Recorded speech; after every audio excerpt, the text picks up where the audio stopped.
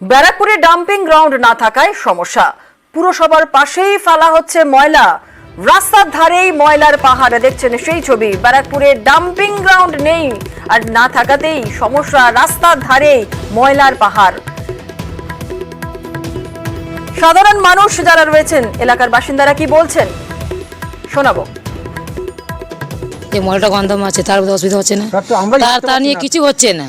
আমরা ঘর বলছে এখানে তুলে দাও, ঘর তুলে দাও, এটা নিয়ে এই নিয়ে আমরা ঘর খুঁজছি, পাচ্ছি না ঘর, এইভাবে পড়ে থাকে। হ্যাঁ, ওর উপরে সাপ বিচ্ছু সবই ওঠে।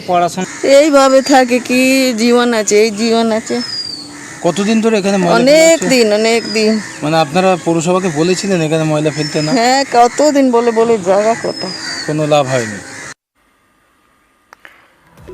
আমাদের সঙ্গে রয়েছেন আমাদের প্রতিনিধি অরুণের কাছ থেকে আর একটু বিস্তারিত জেনে নেব। অরুণ, যে ছবি আমরা দেখছি, রাস্তার ধারে ময়লার পাহাড়, স্তূপাকৃতি ময়লার পাহাড়, এবং এখানে তো থাকা দায়, এলাকার বাসিন্দারা অতিষ্ঠ হয়ে রয়েছেন। কিন্তু একটু জানতে চাইবো যে প্রশাসনের তরফ থেকে কি বলা হচ্ছে বা পুরসভার তরফ থেকে বা কি বলা হচ্ছে।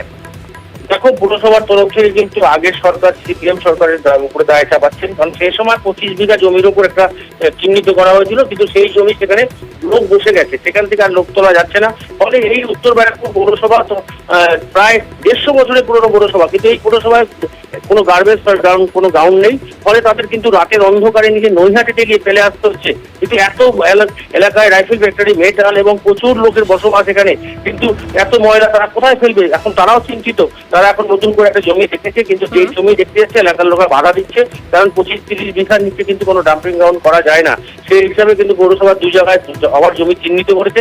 সেখানে জমি যদি পাওয়া যায় তাহলে সমস্যা মিটবে, না হলে কিন্তু এই সমস্যা কিন্তু ক্রমশ বাড়ছে। কারণ এলাকায় এতটাই দুর্গন্ধ যে মানুষ ওখান থেকে অনেক মানুষ চলে যাচ্ছে, থাকতে পারছে না, এবং কি সেখানে কেউ ভাড়াও যেতে চায় না। সুতরাং এই নিয়ে কিন্তু সমস্যা একটা তৈরি হয়েছে। প্রধান যিনি আছেন মলয় ঘোষ, তিনি বলছেন যে যত শীঘ্র সম্ভব আমরা চেষ্টা করছি, কারণ তাদেরও অফিসে যেতে গেলে কিন্তু তাদের ওই আবর্জনার উপর দিয়ে তাদের যেতে হয়, তারাও নিজেরা সমস্যার মধ্যে রয়েছে। অতি শীঘ্র এই সমস্যার সমাধান হবে বলে দাবি পৌরসভার চেয়ারম্যানের।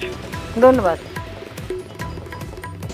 তদানীন্তন পৌর বোর্ড যদি ভবিষ্যতের প্রজন্মের কথা চিন্তা করে ওখানে বেশি না 20 বিঘা জমি রেখে দিত, তাহলে আজকে আমাদের এই সমস্যায় পড়তে হতো না। তবে আমাদের সরকার চেষ্টা করছে, আমরা গভর্নমেন্টের ডিএম এর নেতৃত্বাধীন যে ল্যান্ড পারচেস কমিটি আছে, সেই কমিটির অ্যাপ্রুভাল নিয়ে আমরা অলরেডি মোহনপুরে একটা এবং কাউগাছি 2 পঞ্চায়েতে 2টো জায়গায় 2টো জমি আমরা দেখেছি। অতি দ্রুত সত্তর আমরা ওয়েস্ট টু হেলথ প্রজেক্ট তৈরি করবো। হ্যাঁ, এখানটা আপাতত ডাম্প করে আমাদের মাল সব রাত্রেবেলায় চলে যাবে। আর আমার ধারণা 3 দশকের মধ্যে মাল ক্লিয়ার হয়ে যাবে।